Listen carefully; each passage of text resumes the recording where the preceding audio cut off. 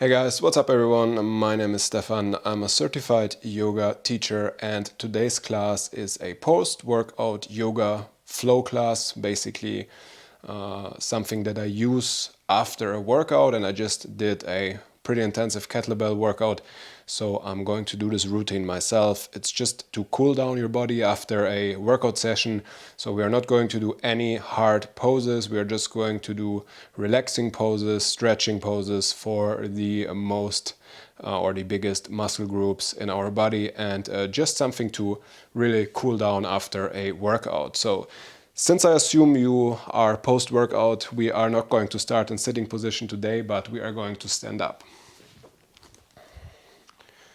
So from a standing position, come to the top of your mat or whatever you are using today, and we start with a forward fold, extended forward fold. So if you cannot manage to straighten your legs and touch your hands to the floor, the better way to do that is to bend your knees as much as you need to bring your chest on top of your thighs, and then you can go ahead and slowly work on stretching your legs. And we are going to stay here for a short while to get a little bit deeper into the muscles and a little bit deeper into the fascia.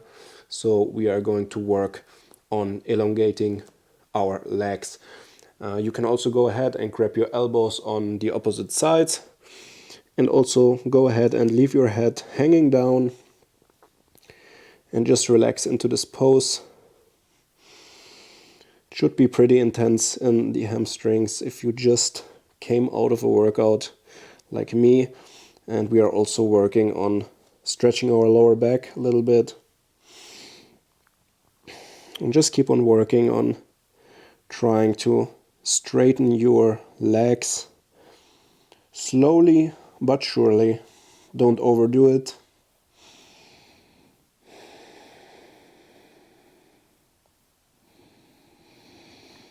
Take a couple of deep breaths in here. You can also go ahead and rock a little bit from side to side, very slowly and gently with your upper body to make this a little bit more dynamic.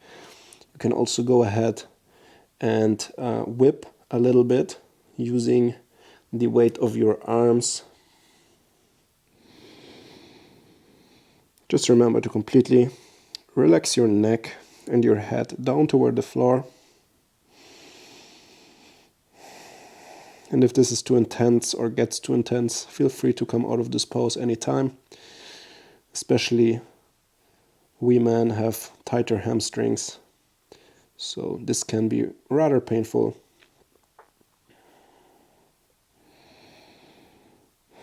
Alright, and then release your hands back down to the floor. And on an inhale, come up into a halfway lift. And on exhale, come back down.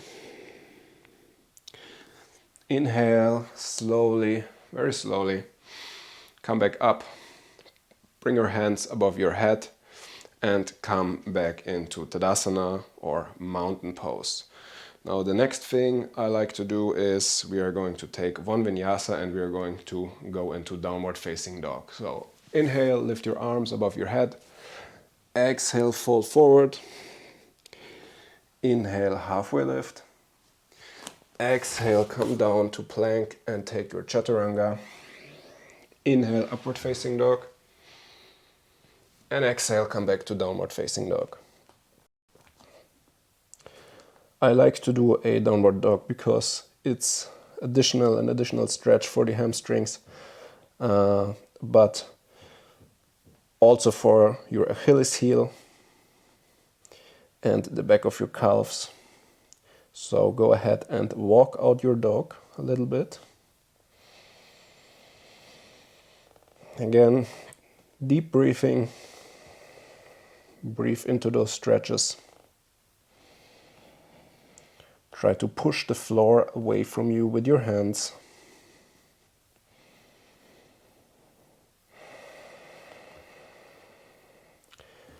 And then come and find more stillness in your downward facing dog and really work into the pose.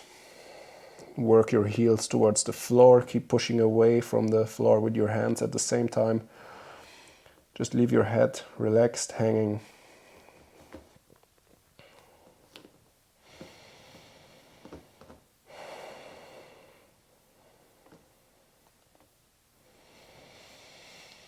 If you have the feeling to do it, you can rock a little bit from side to side as well with your heels.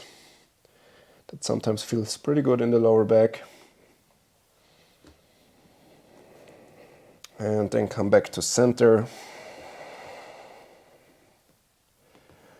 And on an inhale, slowly shift forward into a plank. And then slowly lower yourself down to the floor. Now we are going to do a little Sphinx pose. So lift your right thigh up with the help of your foot and move it back. And do the same thing with the left leg. This creates a little bit of space in your groin area. Especially for men, this can be really helpful to be more comfortable in this pose.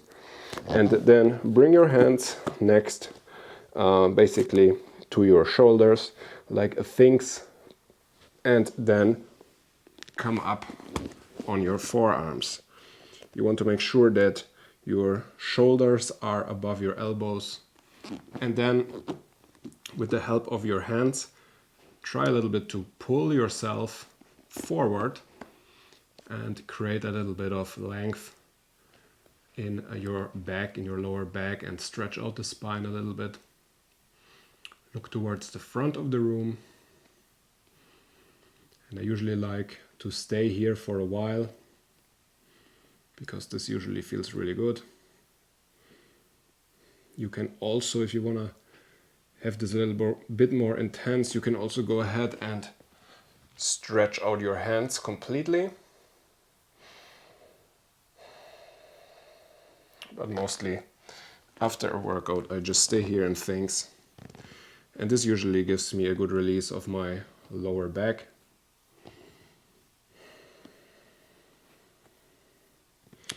Can rock a little bit from side to side.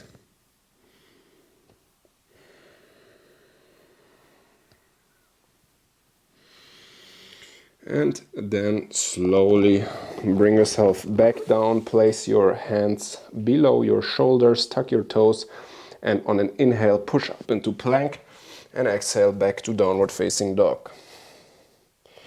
On an inhale, lift your heels and look forward. On an exhale, bend your knees and step to the front of your mat.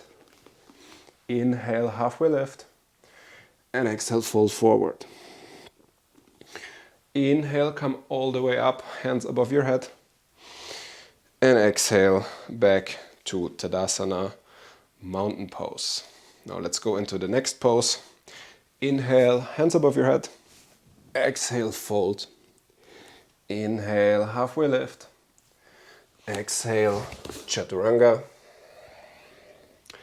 Inhale, upward facing dog. And exhale, downward facing dog. Inhale, lift your heels, look forward. Exhale, bend your knees, step to the front of your mat, and then just go sit down and extend your legs in front of you for Dandasana or staff pose. Place your hands flat on the floor next to your hips. Move your shoulders away from your ears and try to sit as straight as possible. Imagine somebody's pulling you up on the top of your head with a rope. And just sit in this position as straight as you can, like a stick.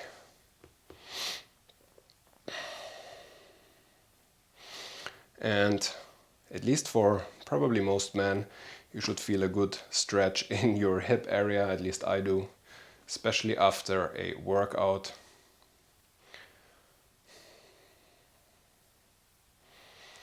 And then we are coming into a seated forward fold, Paschimottanasana.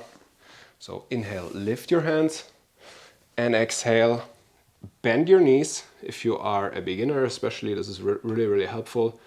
Bend your knees and bring your chest forward on top of your thighs, and then grab wherever you can. You can grab your ankles, you can grab your shins depending on your level, or you can grab your big toes like in Ashtanga yoga. That's usually what I like.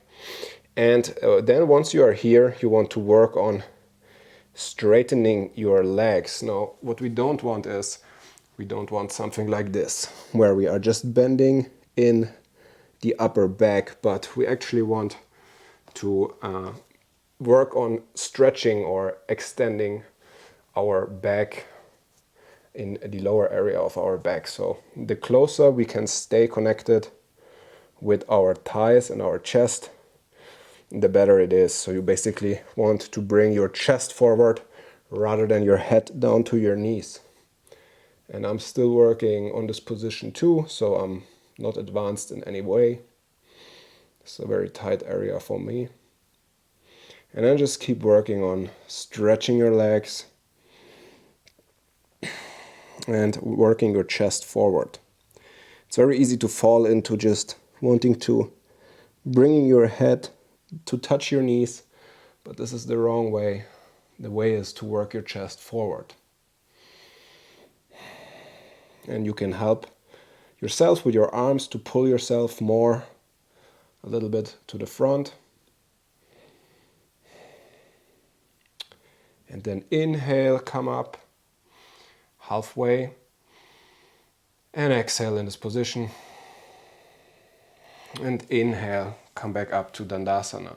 Now we are going to do this a little bit more intense. The next level, basically, you can do the same. You can repeat the same exercise one more time if that was enough for you. But for everyone else, we go a step deeper. So inhale, bring your hands above your head.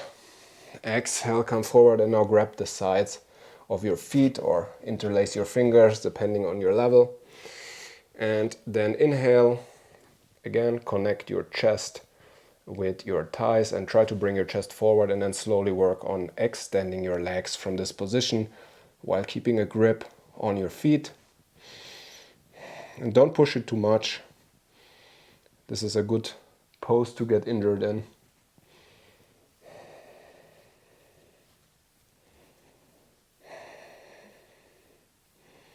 Now I'm usually actually quite a lot tighter after a workout. I'm a lot less flexible right after a workout compared to when I just do yoga and get flexible and warmed up that way. So working those stretches after a workout can be much more or much harder than just doing a regular yoga class and getting warmed up that way. All right, inhale halfway up. Exhale here. And then inhale. Come back up all the way, back to Dandasana, and cross your legs, roll over, come to plank, and take Chaturanga. Inhale, upward facing. Exhale, downward facing. Inhale, lift your heels, look forward. Exhale, bend your knees, step or hop to the front of your mat. Inhale, halfway lift. Exhale, fold. Inhale, hands above your head. Exhale, Tadasana, mountain pose. Now let's actually move into the final stretch or the final position for today's class, because we don't want to make this too long, otherwise nobody wants to do it, right? Inhale, hands above your head. Exhale, fold. Inhale, halfway lift. Exhale, Chaturanga. Inhale, upward facing dog. Exhale, downward facing dog. Inhale, lift your heels, look forward. Exhale, step or hop to the front of your mat.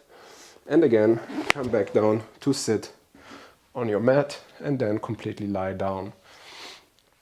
Now bring your legs, bend your legs up and see that you can touch your middle finger with your heel, and that's the position where you want to be. You want to be hip width apart, and then we just go ahead and we just let our legs go out to the right and out to the left.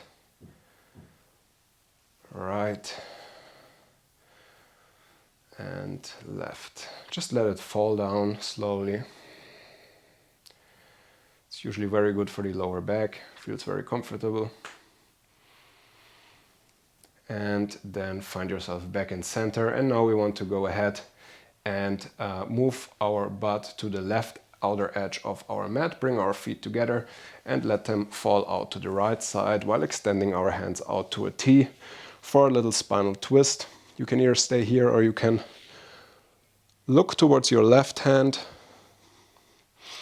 and you want to basically touch the floor with your right knee as well as having both shoulders connected to the floor. And if you're not connected to the floor, you can go ahead and help yourself with the help of your left arm. You push your left lower arm or your elbow basically in the floor and help yourself also with your right arm to basically ground your shoulders down.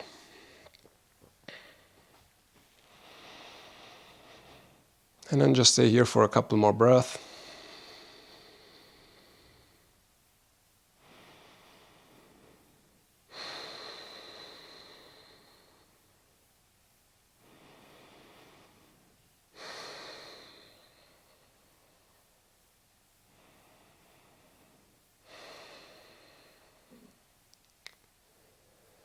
And on your next inhale, bring your legs back to center and shift your butt over to the right edge of your mat and let your legs flap over to the left side of your mat. Same thing, if your shoulders are not grounded, again use the help of your arms to ground yourself down.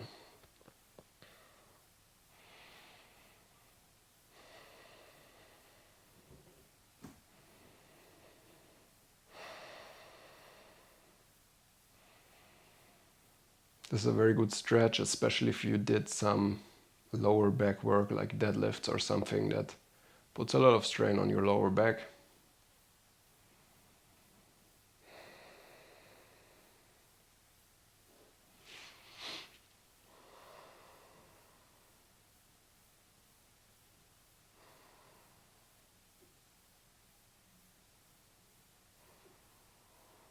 And on an inhale, bring your legs back to center and come back to the center of your mat with your lower back as well. And then for the final little massage of your lower back, bring or hug your legs towards or into your chest and wrap your arms around your legs and then go in small circles to massage your lower back. And then change direction.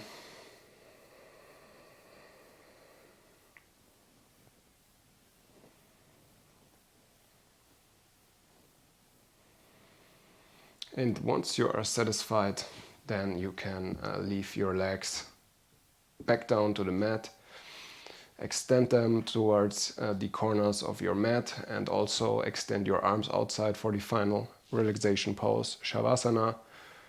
One of the most important poses in yoga, especially after a workout. Take a couple of minutes to recalibrate and just to have a little relaxation.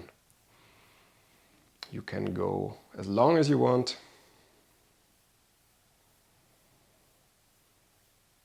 Appreciate that you took some time for yourself today, and I'll leave you to your final relaxation pose. And I hope to see you back in the next video.